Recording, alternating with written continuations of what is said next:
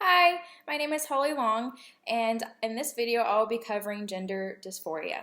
So to begin with, gender dysphoria is a mental disorder in which the person believes that they have been born to the wrong sex and they experience significant distress or impairment with their gender mismatch. So gender dysphoria affects around 0.5% of the United States population, which is about 1.5 million people.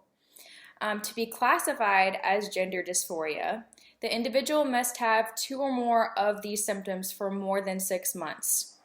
They must either have gender-related feelings or behaviors that contradict their primary or secondary sex characteristics. They can have a powerful wish to eliminate one's sex characteristics. They want the sex characteristics of another gender. They have a wish to be a member of another gender. They wish to be treated as a member of the other gender. Or they have a belief that their feelings and reactions are those characterized by another gender. And then they also must suffer from significant distress or impairment. So the individual may also have feelings of depression or suicide related to the disorder. Studies have shown that 80 to 90% of transgender people have been harassed at school or work, 50% have been fired from a job, not hired, or not promoted, and 20% have been denied a place to live. But it's not disclosed if the other factors are at play in these situations and statistics. Other social and personality disorders could affect these results as well, because people with gender dysphoria may also have additional personality disorders. So it's common for gender dysphoria to appear in childhood. However, very few of these children go on to actually experience gender dysphoria later in life as an adult. I think it's actually less than 1%. So there's 3 different patterns of gender dysphoria. There's female to male gender dysphoria. There's male to female gender dysphoria androphilic type. And then there's male to female gender dysphoria autogynephilic type. So for the female to male gender dysphoria, it's characterized by an individual being born female, and then early in life she displays characteristics that are stereotypically male, like being a tomboy, liking rough activity, sports, things like that. Then she goes on to be sexually attracted to females. She dislikes her physical puberty outcomes, like her breasts and other female qualities. But a lesbian relationship isn't good enough for her. She wants to actually be in a relationship with a female who is attracted to her as a male. So now male to female gender dysphoria androphilic type is characterized by an individual who is born male but displays stereotypical feminine qualities from birth. Like being extra sensitive, emotional, not wanting to roughhouse, things like that. And as they get older, they become attracted to males, but just like the female one, they don't want to be in a same-sex relationship only. They want the males to be attracted to them as females. So, and then the last one, male to female gender dysphoria autogynephilic type, is characterized by an individual who is born male, but then becomes attracted to the idea of themselves being female, and they're not necessarily attracted to men. So this is similar to the transvestic disorder, where both are characterized by men who want to cross-dress like women, who are attracted to by themselves looking female. But with transvestic disorder, they don't necessarily become where they start questioning their gender identity in the sense of they want to change their gender.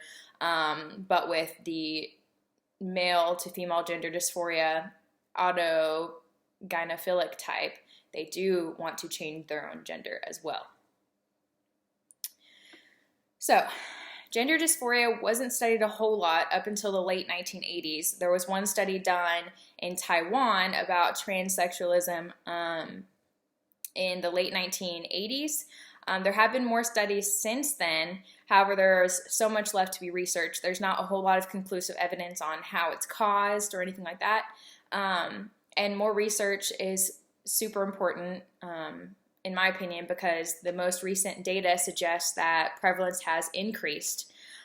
They say that this study says that the prevalence for male to female gender dysphoria is between 5 and 14 per 1,000 adult males and 2 to 3 per 1,000 adult females for female to male gender dysphoria. However, it's really unclear whether or not the prevalence of the gender dysphoria has increased or if the individuals just feel more comfortable disclosing that information since it's become more socially acceptable. However, the prevalence of actually treated transgender individuals has increased exponentially from 1972 to 2015 from one Amsterdam study. There have also been disagreements over if gender dysphoria should be classified as actually a mental disorder. Some say that it's just a lifestyle. But considering, in my opinion, since there are actual brain abnormalities that could be causing this gender dysphoria, as well as including the abnormal psychology qualification of distress, I would say that it is a mental disorder, factually. So some causes of the gender dysphoria could be genetics, because it seems to run in families. As there's also other biological causes seen, like some have heightened blood flow in the insula and reduced blood flow in the anterior cingulate cortex, and these areas relate to human sexuality. There's another study that shows the brain of patients who have surgically changed their sex from male to female have a smaller bed nucleus of stria terminalis, and that's in the hypothalamus. And it shows that their bed nucleus of stria terminalis is only half the size of as a male who hadn't had that sex change operation, which is about the size of a female's bed of nucleus stria terminalis. However, the book didn't state if this size difference could have been caused by the sex change or by hormone therapy, or even if females with gender dysphoria have a size difference in their bed nucleus of stria terminalis as well. So there is a lot of research that still can be done in this situation.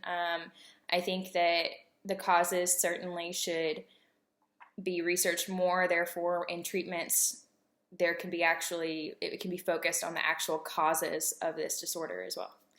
So, thank you.